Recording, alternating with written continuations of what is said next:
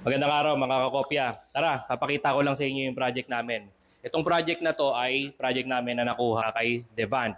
Si Devant, siya yung brand ng mga television na ginagamit natin. Itong signage na to, ikakabit ito dun sa top ng building nila. Ay, usually, tawag ng mga signage maker dito ay top building ID. Papakita ko lang yung feature sa inyo. So, ang case ng signage na ito ay made up of stainless steel plate. So reverse build up siya, ibig sabihin, nasa harap yung bukas, then yung gilid at likod sarado. Yan. Okay, sarado yung likod.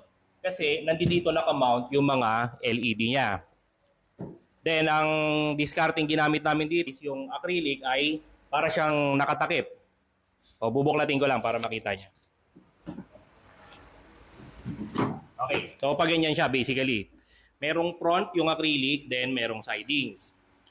Para ito naman yung maglalak dun sa side, and then para ma-fix siya, ginagamitan natin ng screw. Ang ginagamitan nating screw dito is stainless type screw din para hindi mangalawang.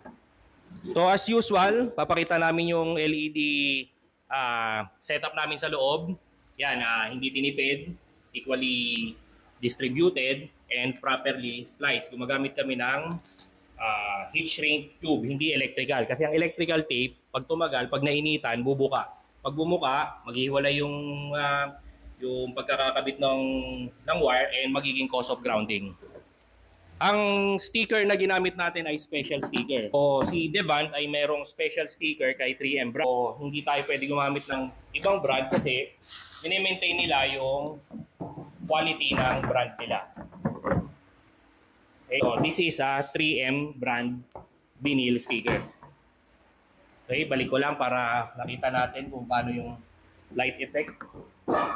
So, test light tayo para makita natin kung tama ba yung buga ng ilaw. Yan yung sinasabi ko. No?